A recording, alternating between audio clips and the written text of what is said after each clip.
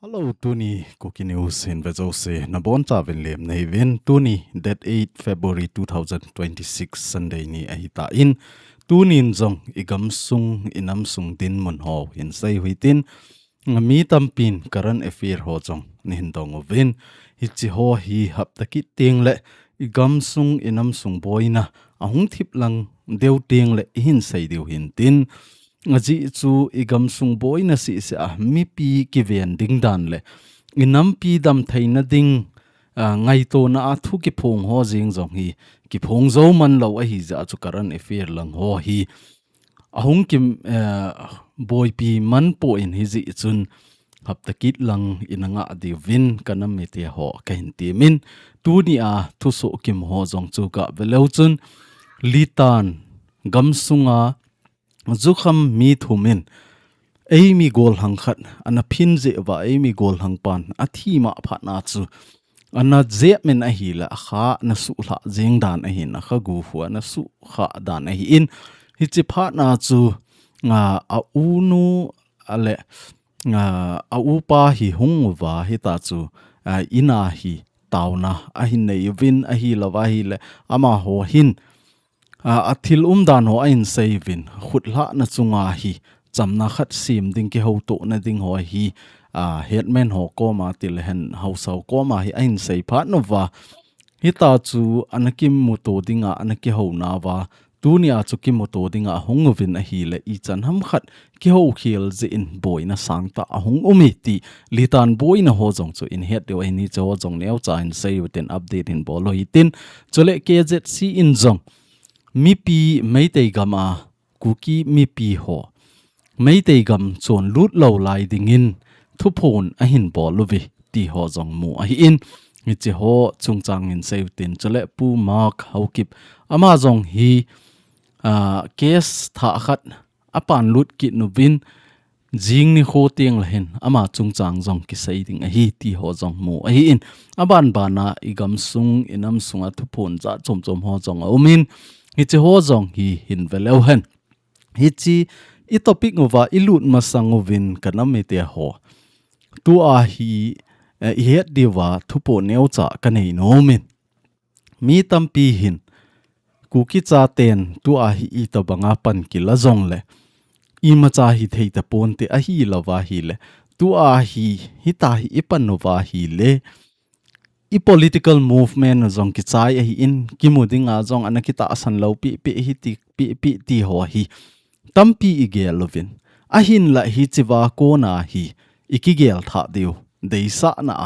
neu cha kanami te hinga message ka bol nomin hi chi message to a hi le amas sapena kuki nam mi pi te hon I movement pau hi itha pat no angai Lamkai lui hon thu a sei ba hi le abula ikitha pat ki no vai le coin platform e pi diu ham coin e to pi ding ham ti a hin la e to pi wa e zo lep sang wa chu koi man e to pi lo wa inam ikisiam phat pau chu e ho dinga khan to na a hi ti hi ka sei do no men point number 1 a chu kuki nam mi ten tu a hi ilam kai political movement hi han ipi movement hi zong le atha be a ki pat na diwa hi amas sapena nam sunga lamkai ding khat chu state government hi hen center government hi hen ki khut zo pi lo ho nam lamkai a itun do deu ngai a hi aching athim angai poi inam ngai lu chi na thep na nei hi zong le inam mi pi to ki thu za jing thei inam mi pi to hoita ki job mat jing thei government langa boilo mi kilheno angai tu a hi state government a hi lo le state center government to ki khut job ho hi ikilhen ting le ei ho chunglang zo a hi a him jiwin hi ji chun a hi thea hi le point number 1 a ka sei nom chu state government hi hen center government hi zong le hi chiwa na to na nei hi chiwa ki khut job na nei ho hi inam lamkai diwa Lhen lo diwa hi chi chu point number 1 a hi in point number 2 a hi ka sei nom kit chu a hi le SOO ho na inam sungova SOO sign ball ho jong hi to ai central government to ki khut job ma hi ve state government to jong ki khut job ma hi ve amasa ama ho inata sanova table ama ho to home a hi vin ti a hi in tu a hi ama hon tok anei pau chu kham tan hi ti na hi di lo hi ama hon tok chu chi sa tawin ti a hin mobile ku ki nam mi pi a ding tho a hi in a hin la khutita ta san lo ama ho movement hi a hlom pe na kum som nga hung chi ding tu le tu a pan mun la ho zo si a hin kho a ki chai to ka wa hi central government in muiwa a hlep banga a hlep ding a hi in hi chi chu ku ki nam mi pin ki nga zo lo ding a hi in hi ji chun SOO ho in ta san ho zong ama hon ama sa bar bai per type tok ki nei a hi tai ti a hin la tu a hi bai per type tok mala a tripartite na government ni to ke ho na nei a hin center government si to ke ho ka hi ta ve ti a na hlep na pau chu center government keu hilova ai agreement a jong so anakimu a hi in I ta banga sei thi mu jong le Manipur integrity ke thailo ding a hi ti pa chun dan khat chun ei kan a hi ta jin hi chi ta san the a hi pon hi ji chun ama ho chu jaw sa po te ti na hi lo hi jaw sa wa hi te hi zong le lamkai a pang ta lo ding inam mapuya ipan sa lai se wa I boy di wa hi chule MLA ho zong hi ga velo chun PG popular government form ka jaw lo di wa hi ti a nammi pi analhamonu wa tu a hi eizo hlep mo wa pango a hi ta in ama ho zong hi izaw sa ta lo diu ama ho a ko na zong iki kang se de win point number thum na a ka sei nom chu hi chi ho thum chu a hi in hi chi ho hi mihemin I het thim na diu kha chu mihem hi ama sa zong ka sei tan khat vei ipi na hi le khat vei I thi chu imasang a hi na ito te de koi ma chan khat vei ka pin do a leisi chunga ka pin do ai le ka dam sunga ka hinding a na van leisi a ki chai to ka hinding a hi ti hi lo hi so ton so na ka dam jing ding a hi ti lo hi chu mi him khat chu I hung pin do ai le ki thi tho a hin la hi chiwa ka sei nom chu ka nam mi pi te ho ai ho hin I sei wa hi le kuki nam mi pi te ho hi gal hang hi yenge gal hang hi na ve gal sat I thi mo ve a hin la I mai san ji wa hi mi him khat chu thi pha a thi au men thi si a thi umai thi ni umai na mi khat chu hung thi teng le igam ina ma dinga I thi ai le thi pha hi so a hin la khat ei le ei ki ka ki to mo na a I hung ki tha teng le thi si hi ta chu I thi na chu I ma cha hi lo ta chu I hin kho anamolim na chu aja chom khat be a anamolim ji hi ta chu hi chi hi a hi in hi chi ba na chu mi hang san te chu khat vei bo thi a hi na I het deu khat chu mi hang san te chu khat vei bo thi a hi in a hin la mi mai san te chu avela thi a hi ve ti hi ka sei do no min hi a hi le tu nia ku ki cha te din mun hi veleu han naga gal a hi in aban MITE gal a hi in hi che ho a hi vel izat I thiu hi tam na ki cha je wa I in I lo dal ha wa I za mu chu a thi to ki lo ta chala a khuti a hi le mi hang san I hiu ham a hi lo wa le mi mai san I hiu ham hi chiwa ko na I ki he do the wa hi ti hi thuma kai to banga ne au cha kanam mi te ho advice ka ga bol the hin tin abana tu ni I topic wa hong lut lew han tu ni litan boy na chu inamu so ke de wa hin social media dunga chu tu a jong hi news a ki sem pe na jong hi na social media ho a chu I ga vet na hi la ki kap to na ho wa hi lo le thal gin na ho za chom jong ki mu a hi in hi chi chung changa hi mi tampi a he thim lo tampi dewa hi in a hin la hi chi I het thim na divin tu ni a hi ga sei lew hen ho ipu ipa culture a chu ho hi suna ki kholai len to a hi lawai la suna nunga hela nunga to ga ki mu to a pa nga ga ki mu to a jan ne thi bia ina ti ho culture a hi point ho culture dung juya chu ei ho ipu ipa chon dan dung zuya chu sun le na phateta ki to a zan le kholai len kiti hoi ki bol a hin hi chi to bang ma a chu ta chapa kuki chapa khat hi kholai lenga agachin a hil amin jong sei dautin ngeta zo kholai lenga agachi a kholai len na a ko na hung ki len na langa hi tangkhul ho zukham mi thum mi li na umovin hi chi mi thum mi li ho chu mi thum mi li ho chun thudo na anei vin a hi le kei hi chi wa ho go kholai leng ka hin hung ki le ka hi kei hi chi kuki kai ti a na ki sei na hi le kuki hi jong le chon vo mo na hi ham ti a hi ahung lung han phat no wa cho khat pa jong ki sium zo talawai ta chu kina na an hin hi chi hi zanla thil so a hi ta in zanla chui ta chu an kina u wa hi le zu kham na na chu khat pan jong a thatling se na chu na su ai la kha na su thipot pi a ni ta chu in agal hun phat na hi a in ko te hin hi chi thildi a hi poiti a chu hungwa hausa ho ko ma complain a hin bol wa hi le hausa ho hi anaki ho wa jing ni ho ting le ke ho we hi tin ipu ipa chon da nin a leu thei lewin tin ki ho cham na khat isim de wa hi ti a chu tu ni ho a chu anaki te mo wa hi le hi chi ki tep na chu ahung ke ho wa hi le a victim ho hung ta lo wa gari tampi ahung ke tol wa polanga pangova hi ta chu thal a hin ka pai pai a hi ti ho jong hi mo en police station maila a hi thal a hin ka phan wa hi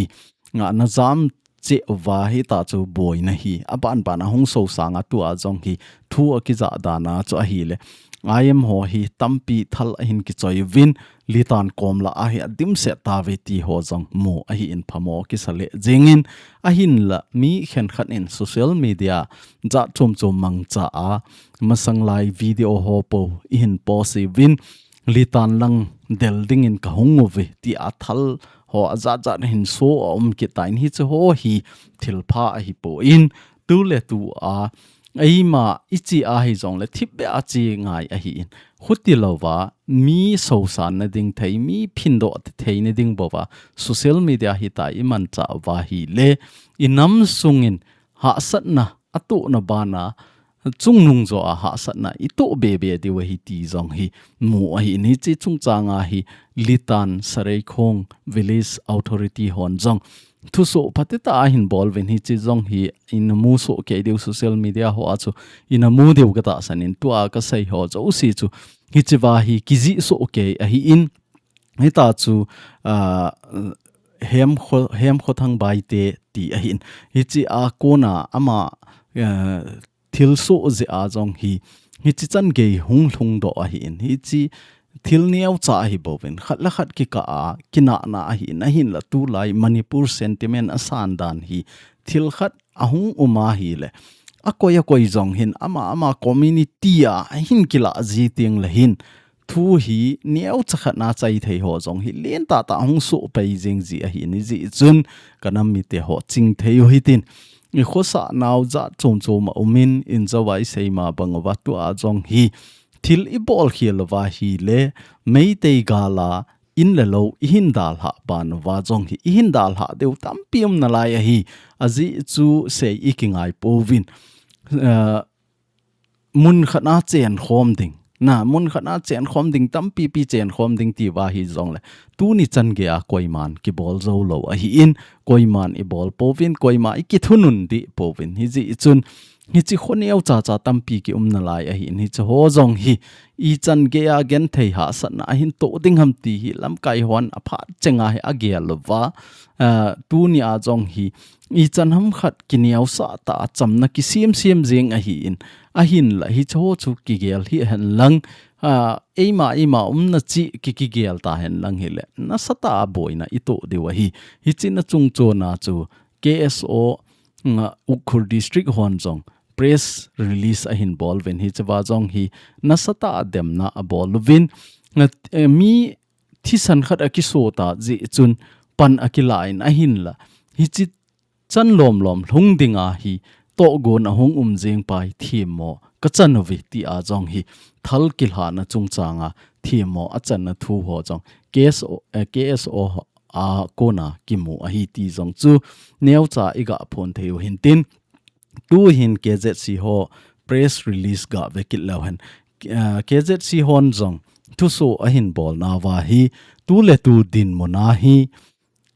peace I macha nai lo a hi in MITE government to zong phateta settlement political settlement I macha nai lo a hi ze in a hi theya hi le kanam mi pi te ho hinga advice ka hin bol no mu chu MITE gamsung Kuki-Zo chaten ichot lut lo lai diu a hi ipizi inam tile tu le tu a hi political settlement I macha nai lo ki ho cham na I macha nai lo a hi in itiam khana MITE gamsung na ga chot kha ba boina na hin to deu hi ke hon ka phal po ve hi chi hi a hi theile news za chom choma thu za chom chom ki sei jong le thu di lo a hi bovin hi ji chun igama phateta I diu MITE gamsung ho a hi iwa lut lo diwa hi ti pa hi thupon a hin bol ven jan hila a jong chu mi tampi MITE gama chen ho video zat viral in ni chi ho jong chu ivet na hi le tu ni a MITE government former MLA ni le thum aga zaw a hi lo le MLA ho zo sin aga zaw ji wa chu kukinam mi ten MITE gamsung ichot theu a hi tai ti na hi di lo a hin hi ji chun tu le tu a hi KZC hon jong government na tong hi hen a hi lo wa hi le state government na tong hi hen center government na tong hi zong le Manipur government in vai a hop dan hi adi po in government na to na a zong hi posting za chom MITE gamsunga zong a hin koi mai theu a hi in hi ho zong hi a hi theile tu a hi koi man ila lo deu posting ho zong hi cancel I bol deu dem thei chana I dem deu koi ma MITE gamsunga posting bola an ina to na ji a MITE gamsunga posting ga hla loading ti ho zong hi tip na a hin bolovin I gamsungova MITE koi tabang posting ahung chu a hi zong le hi cho zong hi do dal ding a hi ti pa chu KZC in mi pi dam thei na dinga I chan ham khana MITE gamsung chot lut lo na dinga mi pi ki ven thei na ding le mi pi life hin ki hin so thei na diwa hi thupi na a hin bole ti chu isu me lo di win iga ke sa ke no hin tin hi china ka a chu pu gin walte ama hi wungjagin walte ama hi phai sunga analut ki tai ti ho jong hi mu a hin ama hi gal ahung ke pat ti la chu phai sunga ana uma lam kalang dela ahung na a hi MITE arambai tengol hon ana vo wa driver pa na san jong hi ana thau a hin la tu ni a hi MLA ho popular government form a hung za wa hi le lim ho iga vet kit na hi le chon ama jong hi hita chu phai sunga ga lut ki na phai sunga phai airport na hi ga leng lut ki na hita CM pan pon ana hu na ho jong akimu in pon ana sil sa na ho jong akimu in hi chu ho ivet na hi le ho kuki cha te hi gen thei ha san na I chan ki to zong le apet pe na ipo na ilai na izat zong le ki tho so lo ye ki ilung han na zong hi ki koi so thei lo ta banga hi a umin hi chi hi aphamo le jingin ei ho ki ka adinga wang chu thil phata a hi aji chu ucha khat ikina a hi le chun hinge chomlo ka ke ho pai ki thei a hi in a hin la hi chi hi ucha ki ka a hi po in nam khat ki ka a hi chi to bang thil so a hi ta ji chun hi chi ho hi phamo ki sale jingin tu chunga jong hi chi to banga min a driver pa tha pi ta ama jong tu ni chan ge a normal ta thei nai lova a hin la a tho na ho zo se hemela hi chi to banga agalen lu jong hi ja chat ta a hi lova hi la phamo ta phamo akisale jing zomi council hon jong thupon anabol saw a hi koima hi chi airport government in center government hi and state government hi jong le thupon azat nei jong le mi pi iki hin so thei ne diwa hi chi gam sunga ilian lut lo de wa hi ti pa hi thupon ananei sa wa hi chi wa agalian lut na hi ama hi I macha ti pon te hi jong le ei ho I hla sap na pau a hi lawa hi la ama ho be ya I hin thei lo da no I ga ki so a hi in hi ji chun phamo akisale in KZC in thupon ANEI zo set na hi che to bang ho aga akimu kit jong hi alang khana I vet na hi le Kuki-Zo te hi I leader ho vin I to bang sei jong le mi pin akithunun poi mi pin akizapi poi mi pin thupi kinei ho hi akinung poi ti pa chu kichen ta mu thei khanin aumin da akisale jeng in hi tu hin Hmar Inpui ho akona thupon ahin bol na ho ga vekit lehen Hmar Inpui hon jong UKNA in zan hi press statement ahin bol na chu video masa chu na ki koita in hin nong ta do da zengo hitin hichi UKNA Hmar division ti a Hmaram region ti a anamin vona pe no chu demna ahin bol lovin Hmar Inpuin Hmar adinga ipi kiloi khom na hi zong la ki form zo se hi Hmar Inpui het pi lova I macha accept ki bol lo a hi in ahin la tu chunga UKNA Hmar division ti a thupon zat ahung ki bol pa hi phamo ka sawin Hmar Inpui general headquarter in ka het pi povin hizi chun ahi THEI le hichi Tobang thuso ho hi avela bol ta loadingin tipna kahin nei win hichi Tobang thuso ki bol ho hi Hmar Inpui in jong thimona sang pen akipi ti a jong hi het sa na ahin bol ki novi ti ho jong mu ahi ki ne hi pu thangmang haukip ama het deu ahi in galboy masanga pana ANEI case a na ki mana ama hi atumbe a hi meite hon tupna aneyo ahi na ji chu pu mak haukip jong hi I chanham khatna igam inama dinga panla a igam inam potnami ta khat ahi in ahin la ama hi akiasung ki chai ding hi tam ti a nammi pin ahung pot do ding anakinga le lain tu a hi case tha khat ahin bol khum ki novi ti ho jong hi mu ahin infal west district nga ko na hi case tha khat apan lut ki novin hichi ama chungchang thu jong hi jing ni khoting le hearing ding ahi ti ho jong hi mu ahi nami pi te hon tawna igel ro diu win jong ka hin te min igam inama dinga pona igam inama dinga ahin kho phalngam ho hi ei hon tu ni a na sa lo to banga I ji pau hi a in sung mi te a dinga jong hi tho natna za chombi khat ahi ki nin aji chu tu chunga rally a jong chu mei thai ho thu sei ho jong chu imu diwa hi in tu chunga igam inama dinga front line a pang ho jong hi acha anaw a hi lo la aji anu apa dal ha a hita chu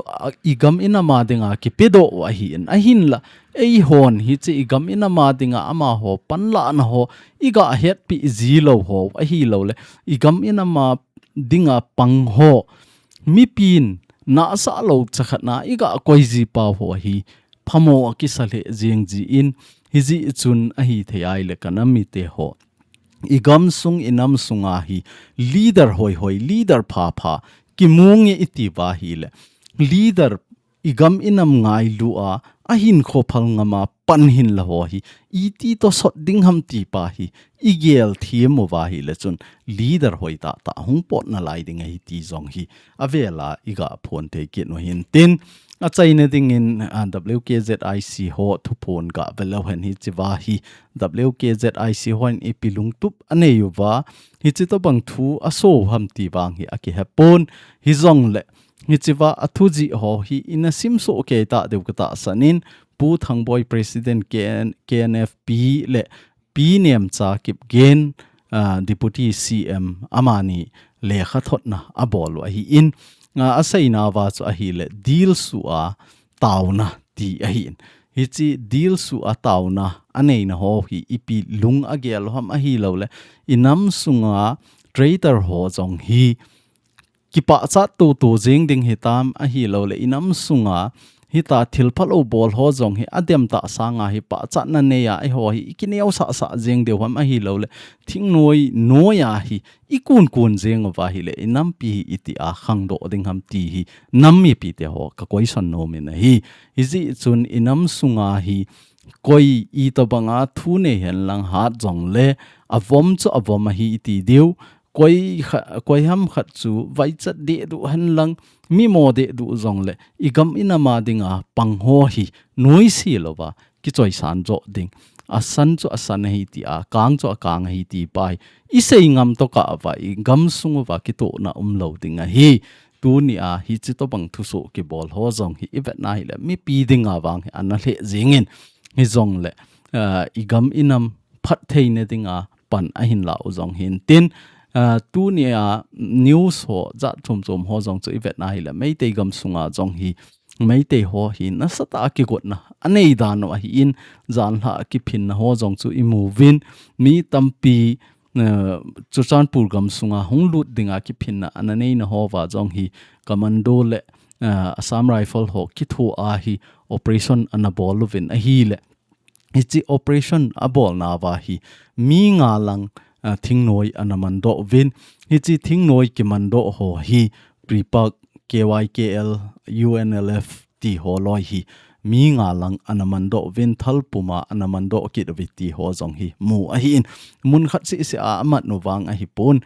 mun chom choma hi hita chu zan hi ki phin na je a chu operation anabol vin a hi le thingnoi nga lang hi meitei gam sunga jong anamando ki viti chu mu a hi tunia kanami te ho hi chi thinglang GPK kiti channel jong hi in phone pi in ati je a chu kain phone pi hi in subscribe ana bol so ke hitin e ho hi social media za chom choma hi pan i hin la wa ki hin so na ding a hi la wa hi le mi khanin atalen khatin so jong le e ho ki ka ki thang thip na inei jiwin za dang nam dang a hi le chun pu na nei lo a hi lo wai le i ma cha jong lo a hi wanga chu subscribe za i bol jiwin a hin la e ho ki ka a hi teng len la ki thang sit na za chom ho inei khajiwin hi ji chun kanami te ho hi nga ka hin tep nom chu inam pi adinga inam sunga mi khanin thil khat a hin bola hi le hi chi subscribe bol na ho a hi sum le pai ki lewlo a hi in hi ji chun imi isa a hi ai le kingai lut vet sa na in subscribe ana bol pi so hitin a video ho zong hi ana vet pi jiu te ti chu tu ni a thinglang GPK channel zong hi subscribe ana bol pi OTT chu a chaina kaga sei the hin tin hi chan chu tu ni Kuki News mangcha igam inam adinga thil phachom dia ingai to ho in sei do ho le igam inam update in bol now igam sung inam sunga thil so dan ho I het thim na diwa mi pin zong hi che to bang lungel ineu angai tai ti a in phon do na wa a hin ngai la ho zo se la hin ve zo se na chung che win ka ki pa in na bon cha win pathin in phathei na bo jing taw hen